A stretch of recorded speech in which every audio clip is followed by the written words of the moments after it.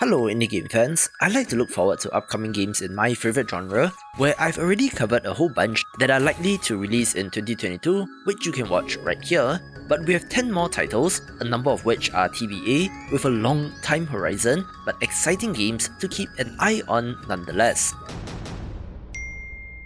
Let's begin with Slavania, a fantasy title where you play as a spear-wielding immortal hero hunting down giant monsters which are, interestingly, not just hanging out in their lair but will actively chase you down.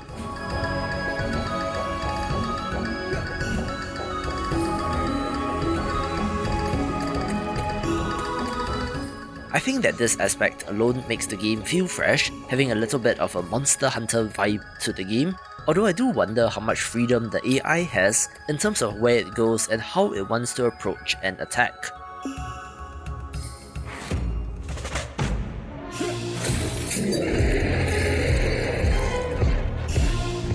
I'm not the biggest fan of the art style here, since I think it's just alright, but based on the other trappings around the game, examples of which include the trailer music and enemy designs, I do still see potential in this.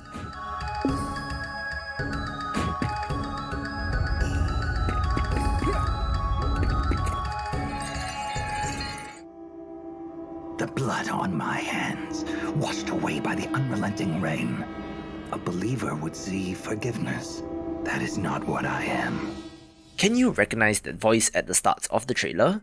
Keen-eared gamers will know that this is the voice of one David Hayter, best known as Solid Snake, who is lending his talents to SteamDolls' Order of Chaos, a steampunk Metroidvania in a grim, dark city. You play as a thief and anarchist who battles against the established order, where a biomechanical virus has been used to intentionally mutate humans, all with a very grimdark aesthetic, which should be of interest.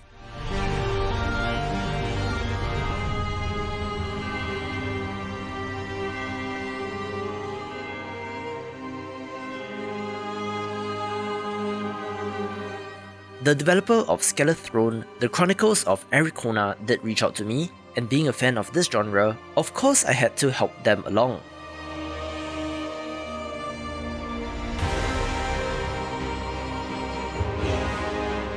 This is another grimdark title that takes inspiration from the Souls games, looking a little like Death's Gambit, where this is largely a cinematic trailer with glimpses of the gameplay near the end.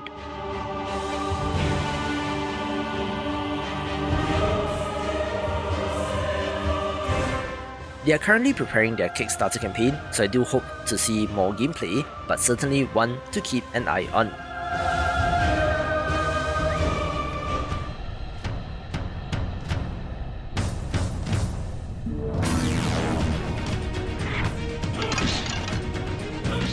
We did also get a new trailer for CRUDE, a title that I've covered before and loved due to its unique look.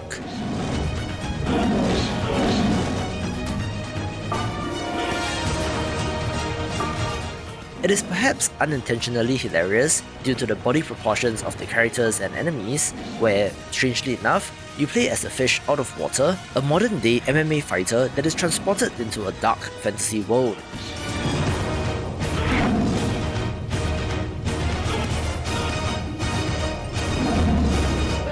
I don't quite know what to call this style of animation, so if you do, please leave it in the comments below, but there's a little bit of a claymation quality which makes it stand out, even if the environments are not the greatest.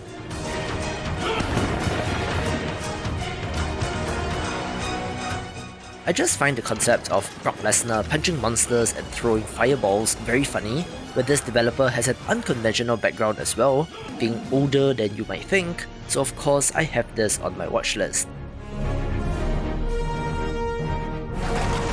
Taio de la ver. O Krautari abridi, e res ufneti. Uzul adi oscaridue. One of you in the comments was looking for the Light of the Darkness a couple of days ago, so for those of you not familiar, let me reintroduce this title.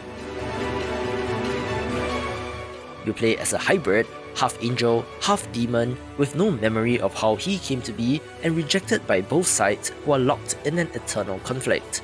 Os mesmos Existem como absurda ad interruptum.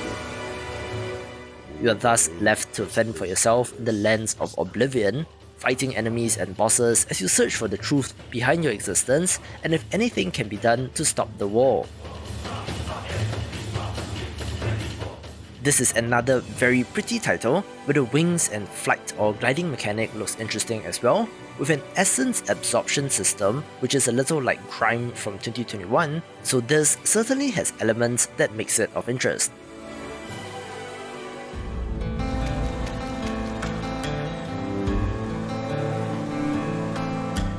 A super stylish title is Rose and Locket, one where you play as a retired outlaw, delving into the spirit realm of the Underwest in order to rescue your daughter's spirit.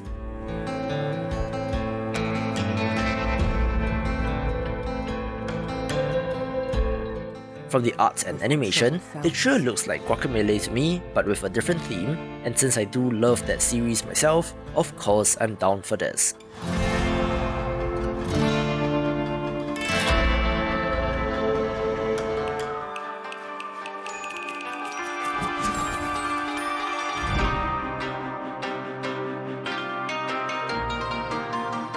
One of the best looking titles in development in this genre is Bow Path of the Teal Lotus, one that is obviously inspired by Japanese folklore and art, where you play as a tiny fox demon exploring the world.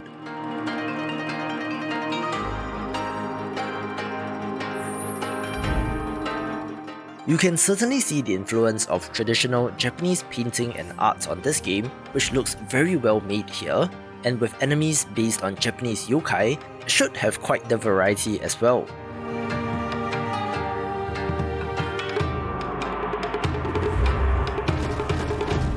The Kickstarter campaign launch for this is very soon, so stay tuned to the channel and I'll let you know when.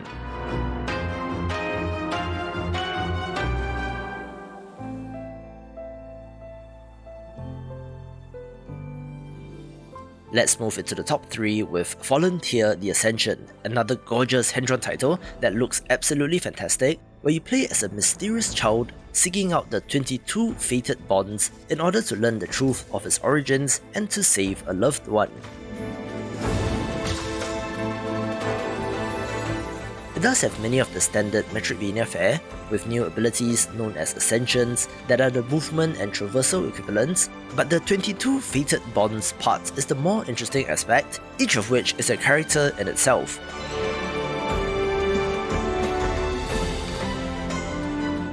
I do wonder how these systems will fit together, if all 22 are viable or if you have to mix and match them like the charms in Hollow Knight, so certainly an aspect that has me intrigued.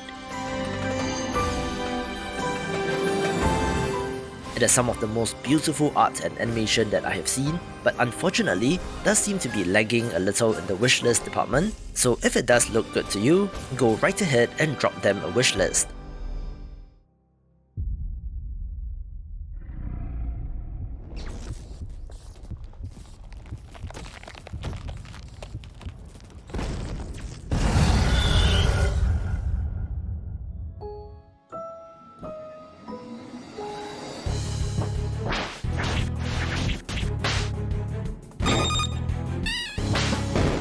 While I have covered Momodora Moonlit Farewell a number of times already, I just wanted to make it official by placing it on a Metroidvania list like this, since it was previously on the Pixel Art Games video.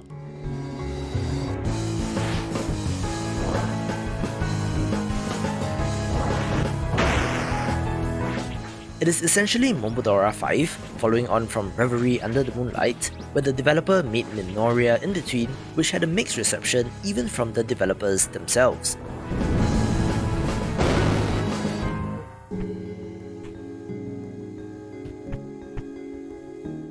With so many games in development, it's a little difficult to keep track of all of them, which is why I'm happy to report that the Steam page for this is live, so wishlist this as a bookmark to remind yourself of the existence of this game.